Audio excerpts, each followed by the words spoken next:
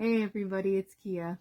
I meant to post earlier today and I didn't get around to it because I had a weird experience where all this morning while I was doing my cards, I kept picking up on, I don't know, something that was making my heart hurt.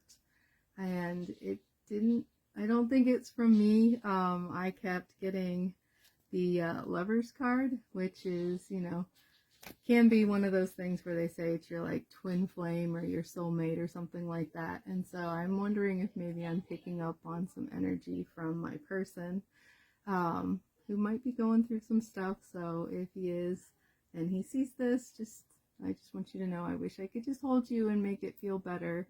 But it's an interesting segue because I was actually wanting to talk about the whole concept of getting out of your head and getting into your heart. And that's all well and good, but what happens if you have experienced pain, heartache? What if you have had trauma or abuse and you are really struggling to open your heart at all?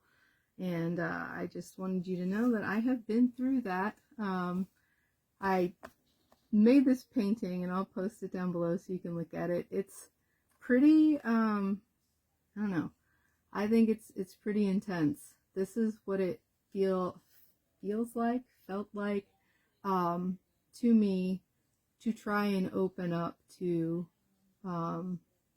be vulnerable with a new person. And I still really wrestle with being vulnerable with people because of the abuse that I have gotten out of from my past relationship. And so anytime that I experience anything that reminds me of behaviors from my past that affected me negatively, I will clamp down, and it's really, really hard for me to open up.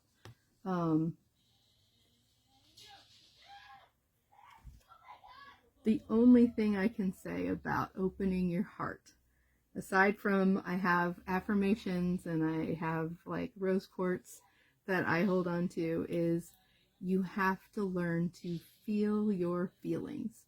You have to just feel them. And it sometimes hurts. It sometimes is scary.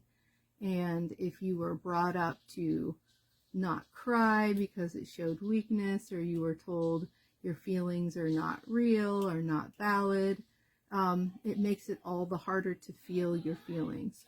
But I have to tell you, the only way you can really open your heart is to give yourself permission to feel your feelings. If that means you have to cry, cry. If that means you are angry, feel the anger.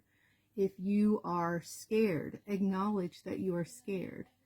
You don't have to judge how you're feeling. There's no reason to make it worse for you. But once you just observe your feelings and you let them flow through your body, they pass on, and then you are more centered and you really can operate from a position of, I'm in control of what's going on. You're not being swayed by anybody or anything else that's going on around you. That said, I think it's funny because I did my relationship cards like I do every morning, and I got this card, and then I just said, okay, hey, what would this collective want to hear about or need to hear about? And I got the same card as one of the ones I pulled earlier today, and it's the Judgment card, and it shows people pointing their fingers at each other. And so what this card is about is when you point your finger at somebody, remember you have 3 pointing back at you. And so each of these fingers represents something different. So when you are making a judgment about somebody, you're making an assumption about what they're doing, why they're doing it, and it could be incorrect. So the first thing you need to do is identify what is the feeling that you're feeling, because judgments happens when your feelings get stirred up. You get triggered and you want to react. First, take the time to acknowledge, what am I feeling? Underneath that is the second feeling, or the second finger of what are the unmet needs that are underlying this feeling that you're feeling. Are you not being heard? Do you fear abandonment? Are you feeling like you are not safe emotionally. What is the unmet need that is underlying that feeling? And finally, how can you communicate this to whomever you are interacting with? These are relationship cards, so they're for, platonic or, romantic relationships. But the key to getting past some of these problems in relationships, particularly if you're dealing with trauma and you're having problems opening up your heart, is you need to learn how to communicate your needs to your person so that then they can be responsive. They can adjust the way that they are behaving, or they can at least just listen and validate your experience to let you know that you are in a safe environment now, even if you are reacting to a not safe environment from your past. So those three things I think are incredibly important, but oh my gosh, are they so hard. You need to open up your heart in order to really be able to experience the present, to be able to manifest your desires.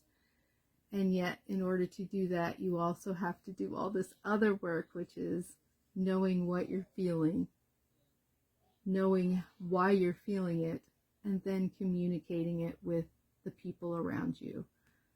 Communication is